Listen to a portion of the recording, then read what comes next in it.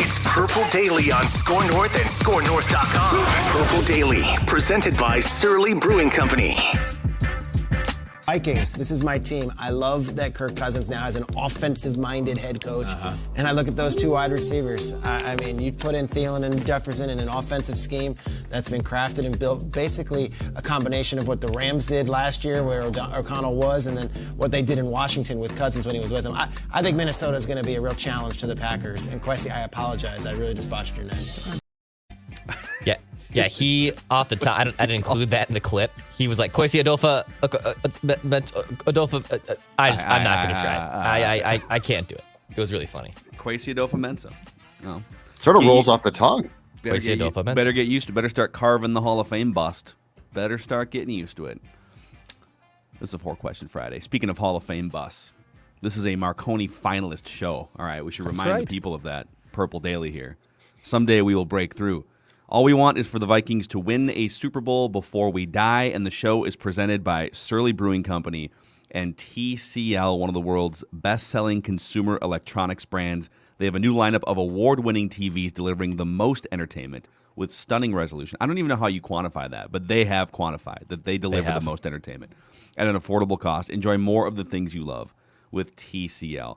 You guys ready for a little 4-Question Friday here? Oh, yeah. Four questions. questions. Friday. Yeah. I really do. Give the fourth quarter fist here. Repeat. 4-Question Friday, and maybe even a mock a day here. We could do a mock a day on a 4-Question Friday. Sure. Let's start with this question here from Matt Lashinsky via the Score North app. He says, "Hey guys," and he means this in all good fun, by the way. He loves the show and whatnot. He says, "Hey guys, haven't heard you pushing the anti-Kirk Cousins narrative for a while. Just wanted to check in and make sure you're feeling okay." So I'll spin this into a question and say, all right, it's been a while since we've ripped Kirk Cousins on this show here. Judd likes to sprinkle in some drive-bys once in a while, but now that you've had a chance to digest a month of the new league year here and some of the free agent activity, and you've heard Kevin O'Connell and Kwesi Adolpha-Mensah talk a few times, what is your current feeling about Kirk Cousins? Very much wait and see right now. It's wait and see, right? Like, is Kevin O'Connell going to make the difference to Kirk Cousins' career that I think the Vikings, Kevin O'Connell, and the Kirk fan base, the Kirk stands think that he's going to make? I am in major wait and see mode, but let me tell you right now, the pressure's high. The pressure's never been higher. The expectations are that this is going to, look, when you do what the Vikings have done, and this goes beyond Kirk, but this becomes very important. I want no pushback. When you do what the Vikings have done, which is basically say or insinuate at every turn, Mike Zimmer was the entire problem. Everything else was fine. It was Mike who was the problem. You are putting a tremendous amount of pressure on a lot of people to prove that. Because in my opinion, Mike was a problem. He was not the only one. So the pressure is high. The expectations are going up by the day, but I'm in wait and see. Like you just said at the top of the show, Phil. If indeed we could start to carve the bust, start carving it for Kirk, because the 2022 season should be up there with a top 5 quarterback season if the changes that we have been told are coming come to fruition. Well, the bust that I want to carve is for Kwesi. If he did indeed bring this offensive line to league average, if he has produced with, is it Chris Reed, who's in line to be the new right guard? You know, that's never brought a couple of veterans back in. Is it Chris Reed? I think it's Chris Reed, right? I think he lives next door. Judd Zolgad. Or is that the guy who lives next door? It's Bob, right? Something or other, whoever that guy is. If he has created the first league average offensive line in recent Vikings history, do you put a statue up for Kwesi Adolpha-Mensah? Do you put a plaque up? What do you do? Us again, celebrating complete and utter mediocrity. Well, it's step one. It's an important step one. All right, Declan, what is your current feeling about Kirk Cousins? Yeah, the pressure's high. I kind of agree with Judd, but I'm curious what it looks like with an offensive-minded coach finally, and a coach that clearly is leaning into Kirk and knows Kirk. I think Zimmer and Kirk was obviously a forced marriage, and it did not obviously go very well. The relationship was not a great relationship, and I think with Kevin O'Connell having the background with Kirk from his time in Washington should pay dividends, and he's going to lean into Kirk. They have to trust Kirk. What kind of Kirk Cousins are we going to get in an offensive-minded system? And I'm curious to see what that looks like. So I have listen. I'm still a far cry from being like a Cousins crusader here, but I have moved past the angst and the like. Everyone knows what we would have done this offseason. Like we had different ideas about how you get there, but like I would have sold high on Kirk Cousins. But I've now that they've made their decision, and now that like this is the path that they have chosen going forward, I have now gone from banging my head against a wall saying, sell high, get a first round pick, get cheaper, get younger, get more mobile at that position, to saying, I am now very curious and dare I say even a little excited to see what Kevin O'Connell and potentially a league average offensive line can do with Kirk Cousins. And that's going to be, and this is one of the biggest indictments of the Rick Spielman, Mike Zimmer era, is you guys bought a $33 million car, and you just kind of left it in the garage. Okay, well, all right. We don't need to put gas in it. We don't need to, take it for a tune-up. We don't need to, put like snow tires on it. We got the car. That's good enough. It's like, no, you need a structure around the car. You can't leave it out all winter, and that's the biggest question still going into year 5 is what does this car look like when it's properly cared for and you bring it in for tune-ups and you protect the car and you clean the interior once in a while, right? Like that's what we need to see in 2022. And I have moved into sort of being excited to see what happens. I'm very curious, but where it's fair to be cynical is here. The Commanders also got the same car and supposedly did way more work with it. Hey, here's Matt LaFleur. Here's Shanahan. Who's bunch that? Of smart offensive guys. Yeah. Is that Kevin O'Connell's music? To quote you guys. So look at you starting to learn. Look at this. Thank you very much. But the point is, so that's where I'm cynical, but curious. Because if Kirk had come into the league as a Viking, I think I'd be much more of like, oh yeah, this is going to be different. But, and the problem with the pushback that you get going all the way back to Washington is what? Well, look at Kirk's, receivers there. I've got notes about look at what Kirk didn't have there. He actually pretty good weapons. I mean, not as good as Minnesota, but yeah. But I've gotten pushback, right? So it's like, okay, at some point in time here, everything's not going to be perfect, which goes back to our previous conversations. I think it becomes very dangerous to blame one person. And that's where we're at right now. I mean, it's just all on. Well, a lot of people would say that maybe it's very dangerous to blame one person. You guys blame Kirk. Stop just blaming Kirk. But the reality is there are a lot of reasons why the Vikings haven't been above 500 for 800 days. Kirk has been part of it. I think Zimmer was a huge part of it, especially the last couple years. Offensive line has been a part of it. So we'll see. I believe that there's actually a better chance that as far as being like fixed or like massively altered, I think there's a better chance that the defense is than like Kirk is. Because I mean, at some point Kirk's fine, but Kirk is Kirk. Like what's weird is I think the expectation is, it's going to be way different with Kirk. I think it can be better play calling, no question. But I actually think as far as like just massive change, I think there's a better chance it's defense because it's going to be some new players. It's going to be a new scheme.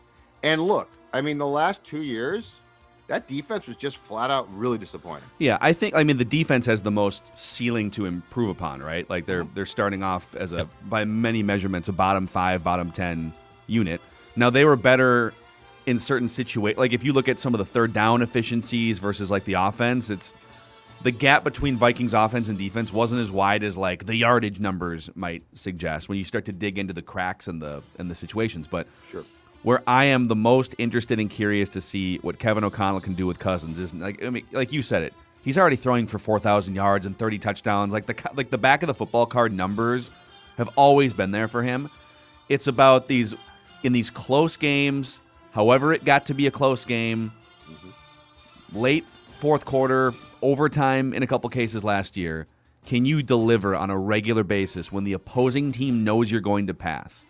Because that's been the kryptonite is when you get into like some of these third down situations and you get into some of these pressure situations where like they're going to put pressure on you schematically, quieting of the mind, as Kevin O'Connell said. Can those guys work together to get an extra 2 to 5% out of his game in the margins? Because that could mean like 2 or 3 extra wins. You know, Absolutely. you get that ball after a turnover, and we talked about this yesterday in that Ravens game. Boom, overtime. Anthony Barr interception. Okay, it's time to dagger the Ravens, right? Like, but they're gonna get pressure on you. So how do you win that game on the spot? 2 or 3 extra times. That's the biggest question. So all right, so there you go. There you have it. That's our Kirk Cousins thought a month into Kirky boy. the NFL league year for you. You like that? Matt Lashinsky. You like that? Declan, I think you found this for question number 2 here. The 33rd team, which is an NFL content platform founded by Mike Tannenbaum, he's on ESPN, he's a former Jets general manager, Dolphins. And this was written like a year ago, but very interesting, very relevant. Based on the data from the last 13 years, 24 out of the 84 new coaches, so rookie coaches and or veteran coaches that are with a new team. So Kevin O'Connell obviously would be a rookie coach. But if you're a new coach with a new team, 24 out of 84 have made the playoffs in the first year, so 29%. Those 84 coaches combined had a record of 596, 746, and 2, which is a 443 winning percentage, or averaging about 7 wins per season. So I guess how likely do you think it is that Kevin O'Connell will buck this trend? Now, most of the time when coaches take over teams, it's because they're a dumpster fire on the complete downslide. Coach got fired. You won 5 games. The Vikings aren't really at that point. They've been competitive, so he's not taking over the Jaguars or anything. But what do you make of this, that new coaches only make the playoffs less than 30% of the time? I think exactly what you just said, Phil. I think it's, if you take over the Detroit Lions, which God knows happens a lot, it's a poorly run team. And in lots of cases, like Jacksonville, in my opinion, should be much improved. Are they playoff improved in an incredibly tough conference? Probably not. Does that mean they're disappointing? Probably not. So I think it's very fair to say that the majority of teams that get new coaches don't really come out of the oven playoff prepared. So now that there's an extra playoff spot in each conference now, that changes the dynamic a little bit. But I don't think it's an indictment in any way that if year one is not a playoff team, except there is one case where I will, on a follow-up, tell you that there is disappointment if that team does not make the playoffs. But ordinarily, it's not disappointing. Who's the team? The team is the Minnesota Vikings. If they don't make the playoffs, 2022 that's a huge part of this conversation. Disappointment, massive disappointment. But to be fair to the majority of that statistic, the large sample size of that statistic is people taking over teams that are going to be on a trajectory where they're trying to rise up the hill. They're certainly nowhere near the top of said hill unless you're the Vikings. So and just quickly, this is not O'Connell's fault. Like, O'Connell is now being told this team is prepared. Like you aren't really the chef, because the souffle's been cooking. The last guy, the chef, he quit and he sort of sucked. He left the burners on. Yeah. So the souffle's yours now. Put the oven on broil. But don't screw it up. Like, it's a very interesting, as the year approaches, we'll talk about this more, but it's a very interesting dynamic in what's going on here, I think. Okay, so I'm going to ask you guys a question. If you took this exact Vikings roster right now, and you said, okay, how many wins with Kevin O'Connell versus how many wins with Doug Peterson? Like a guy who's won a Super Bowl, Sean Payton. What would you say? For the 2022 Vikings? Because, and think on that for a second, because the reason I ask is because this team is sort of ready-made in a lot of ways, right? They're saying we're going to keep this thing together, bring in some veteran players too. Jordan Hicks, going to bring in Harrison Phillips. We're going to bring Patrick Peterson back. Yeah. But the head coach, in fairness, in a perfect world, is going to need a year to figure out some things. Right. He's never done this, right? Like, just the workload, how to communicate with your coaching staff, with the players. What do you like to do preparation for the week, right? And even in game, like slowing things down. You're going to be calling plays, but you also have to be worried about challenges and timeouts and game theory and all these things. Like, you're going to be better in year 3 if you're Kevin O'Connell at all those things than in year 1.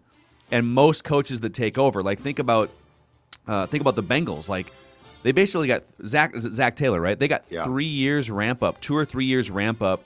Brandon Staley is getting a ramp up with Justin Herbert. Like you kind of get this grace period where, Brandon Staley, he's got to figure out like, I like the aggressiveness, but you got to dial that in. He gets like 2 or 3 years to dial in his fourth down aggressiveness before they put him on the hot seat.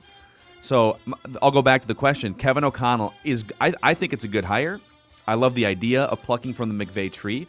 And I love the fact that he was part of a Super Bowl winning blueprint. Like he knows what it looks like. He wasn't the leader of it all, but he knows what it looks like, and he was helping to lead the offense. Mm-hmm. But he's not going to be fully ready-made in all likelihood at his best in year one as a coach. So how many more wins would like Sean Payton or Doug Peterson be worth with a ready-made team versus a rookie head coach? I think it's probably like a win and a half more as it's assembled right now. It's kind of like when you get those meal kits, and if they want to sponsor Purple Daily or Mackie and Judd, please, you're open to doing so. They give you all the ingredients, right? And they give you a step-by-step process. But guess what? You can still be an idiot and burn that meal because you don't know how to cook. I'm not speaking from experience. I'm just letting you know that even though you have a meal kit and they give you the instructions, you can still absolutely screw up that meal. And it would help if you had someone who knows what they're doing in the kitchen, i.e. someone like Doug Peterson or someone like Sean McVay. But in general, I think Kevin O'Connell, too, can get a good amount out of this roster. But I think Peterson or McVay or an established coach like that probably gets a win and a half more as it's currently assembled. I feel way better that he's coming from a Super Bowl kitchen. Right. He knows, he's seen the meal be cooked before. Now you just have to sort of find your own way to cook it yourself this time.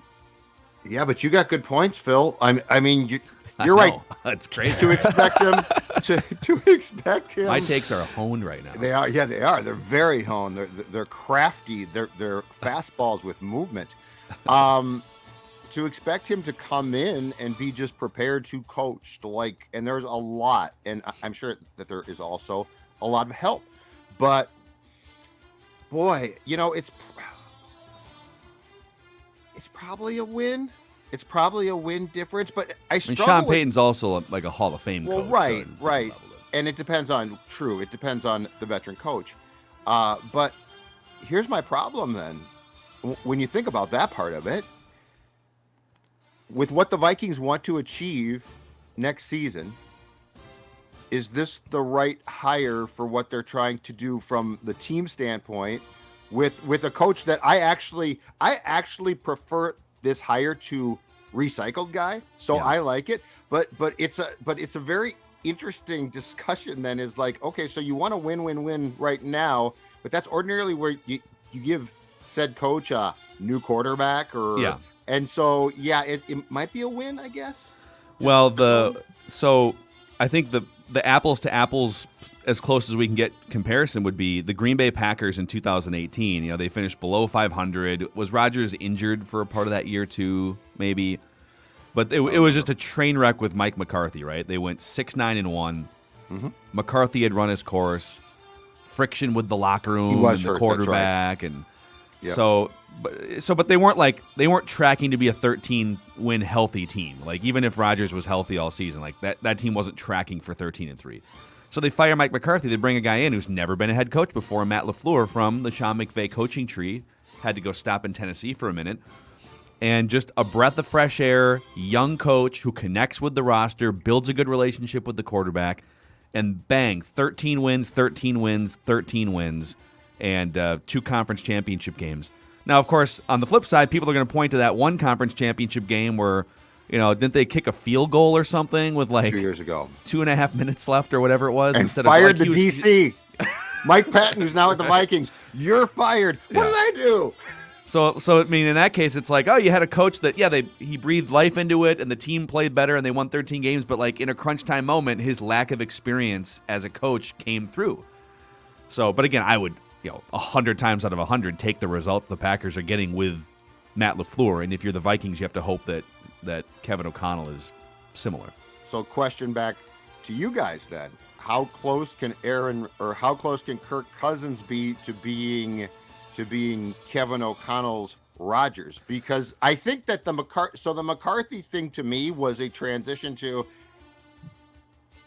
it's basically Aaron's team. I think there was friction there. We should I know we have kind of a tight schedule today, so I won't go too far down this side street because we got to go. We got to go. But the way that Aaron Rodgers in recent years has become so much more obsessed with limiting mistakes at the expense of taking chances in big spots, like he doesn't bring his team from behind very often. When they face difficult defensive opponents, he tends to wilt a little bit, right? Like he hasn't shown up in playoff games as often. I almost feel like Rodgers is this sounds crazy, but like Rodgers is like, what's the word? Morphing into Kirk Cousins. Yeah, he's like Gasp. he's kind of coming down the ladder a little bit. I mean, he still has more upside than Kirk Cousins does, but he's doing it in playoff games. I know. But he's becoming playoff Kirk.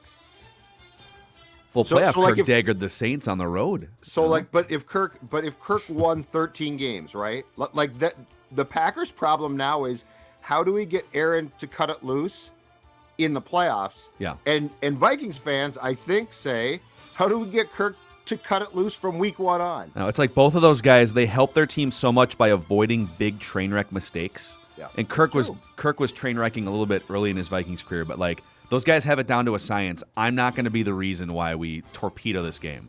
But sometimes you need to risk torpedoing a game in order to make the big play, like Matthew Stafford was able to do with the Rams. All right, before we get to question number 3 here, mark your calendars. Thursday, April 28th, it's the Surly Purple Daily NFL Draft Party. We're going to be live on YouTube from Surly for like 5 hours starting at 6 o'clock, and we want to meet as many of you guys, the Purple Daily listeners, as possible as we drink the brand new one night only, tap room only, Before I Die Pale Ale, gentlemen. Cheers, and so many good beers. So many good beers. Of course, this staple, the Surly Furious IPA will be present because it's always here. In fact, it always sits right by me during all shows. Do you cuddle with it at night? Saying, drink it. Come on, have a sip. I say, I can't, Surly. I'm working. But yes, it's going to be great fun. And we got a tweet from a guy yesterday asking us, I'm coming from like Wisconsin. Should I show? And Phil and I both said, yeah, absolutely yes. There is right across the street, basically, there is a hotel.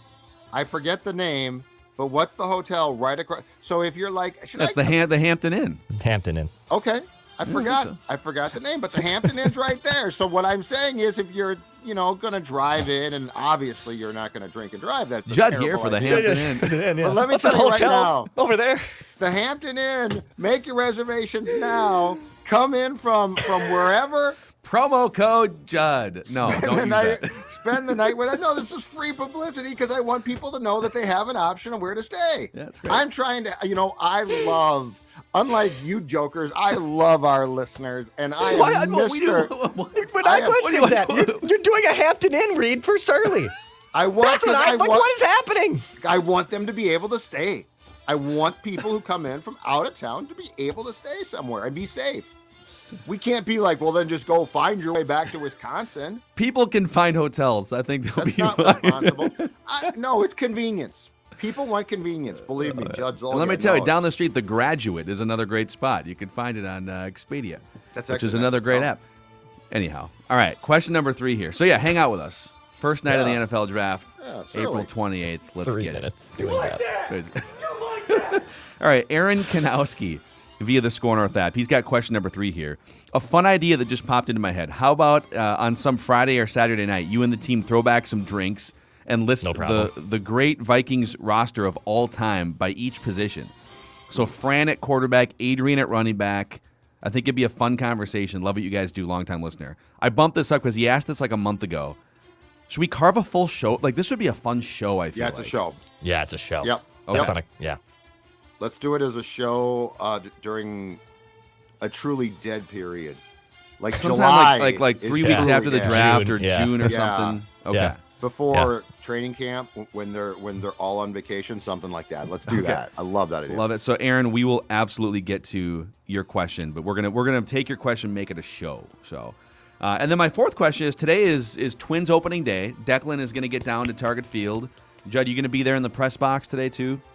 Oh yeah, little wouldn't Twins miss opening Mariners day. action. Yeah. wouldn't miss it. So, what Hello. is your favorite stadium food? What is the thing that I know Judd's going to be a working member of the media today, but like if you I'm letting the just season you ticket got holder you got one stadium food item and that's it, Mm-hmm. and let's say there's no lines, so you can just you can just get it. What are you choosing? That's a brat, easily. It's a brat and a beer. I know I was only going to pick one, but a brat and a beer. Beverage, yeah. It's undefeated. A little sauerkraut, a little mustard, a little relish, even some diced onions. But I can tell you what, there's no ketchup going on that dog. There's absolutely zero ketchup. And I know Judd Zolgad Might as well throw it in the loves, trash. could if he could, would bathe in a whole bathtub of ketchup. But no ketchup on that. But mustard, some relish, some kraut, some onions. Load me up a brat, baby. And I can't wait. That first smell, too. I can't, that is my thing I'm most excited for today is walking to that ballpark and getting that smell of those doggy rolling, man. I'm ready for it. Yes, Ready to let's roll. get it. My favorite ballpark food. Declan's probably right. It's probably a brat. But I'm going to give you a hot take on what I think might be the most disgusting ballpark food because a lot of people love this one. Helmet nachos. Yes. Helmet nachos. Yeah, it's logistically just very difficult. and by the way, That's I what it love is. nachos. So this is no slight on nachos, beef nachos, chicken. I love it. But to take a baseball helmet, especially in the heat of summer, in my opinion, and put cheese, just massive gobs of cheese on the nachos and take that thing in the sun and eat it. I think that is one of the most repulsive, and I'm not a guy that gets repulsed. That's one of the most repulsive things I've ever seen. Yeah, and then they And they keep the helmet. And then They the problem wash is the out. chips on the bottom either don't get any of the action or they become soggy because they've been sitting for the half hour that you've been trying to dig through the. And then they'll sneak a couple jalapenos in there, and that's never a good thing for old Macadac's digestive system. Oh, but you still do Then it. he spends an inning and a half or a quarter and a half in the men's Your poor room digestive system. watching the game on his You smartphone. you got a faulty one, man. I don't know. I know what triggers it, and I still dive into those foods is the problem. So, But anyway, that's my hot take. Helmet nachos. yeah, I think so. At Target Field specifically, I love the Kramarczuk's Hungarian sausage with the onions and yeah, the dude. sauerkraut. Oh, Just you don't even need ketchup or mustard. Just Kramarczuk sausage, onions, sauerkraut, and I a agree. gigantic surly. That's Yep. all you need. For yeah. the record, I agree with Phil Dex. That's one you don't need condiments on. Yeah, it's great. Yeah. Yeah. It's legit a last meal option right there. That would be a last meal option potentially. Yeah. And the good news is you can eat these things in moderation and still lose weight. You don't have to just cut out fun foods. You can Judd's been losing weight and still sprinkling in foods that make him happy in that way. And that's thanks to the folks at Livia Weight Control Centers who have helped me take off approximately 40 pounds. And right now, here's the important part, because we all can lose weight. We've all lost weight. But I'm in what they call, I'm going to show you the pamphlet here, the balance phase. And gentlemen, what that means is the weight's gone, but now it has to stay off. And a lot of us go back up. We gain that weight right back. The balance phase, and this is where the team helps you out so much. The balance phase keeps the weight off. It changes your lifestyle in a really productive way to maintain your new weight, your look, your clothes fit. And today, get 25% off the program plus 35 meals for free. Livia.com, 855-GO-LIVEA, Livia, LIVEA.com. Check them out. The weight loss is simple. But the tough part and what they're helping me with right now and what impresses me so much is maintaining that weight loss, the balance phase, they call it, Livia.com. Real quick. Got to sneak a maca day in here real quick. Real quick. 'Cause this is, all right. We got to go quick. I know we got to go, but this is a fresh one from CBSSports.com, and they have trades. So we've been giving you a maca day on Purple Daily. We've been keeping track of how many times each player gets picked to the Vikings. So Stingley Jr. twice, Jermaine Johnson twice, Trent McDuffie twice, Jordan Davis, and then one trade on NFL.com. We have another trade for the Vikings here. And it is, once again, the Pittsburgh Steelers moving up to 12 to draft Malik Willis. Wow. Now, they don't say what the comp is on the trade, as far as I can see here. Wait, never mind. Minnesota is able to slide back, pick up a 2023 second-round pick. So NFL.com had them picking up the Steelers' first-round pick for next year. Yeah, you need that pick. So I think that's the strong arm that you'd like there. But they still are able to take Trent McDuffie with the 20th overall pick while picking up an extra second-round pick for next year. Not good enough. I need a first. Yeah, I need a first. No. But I like the idea. For sure. If there's a cornerback you like, you can still get him at 20 and pick up some extra capital. Then Right. I'd be not happy. And then when Trent McDuffie flies into town for his press conference, I recommend the Hampton Inn and Suites. Promo code Phil. You know what? PHIL. Go to Surly. We have Here's the spent thing. 10% of the do show not want talking about the people Hampton Inn. drinking and driving. We want As them an executive safe. producer, I We am want very them upset right now. safe. Just find a place to stay. That's what Judd Zolgad is trying to help with. You know, Declan can object all he wants, but Judd is here for your safety. That's why Judd's here. Oh, that's amazing. Don't mock and drive, all right? All right, we I got to want go. to keep you safe. Purple Daily, 4-Question Friday. We'll see you guys Sports tomorrow. Dad.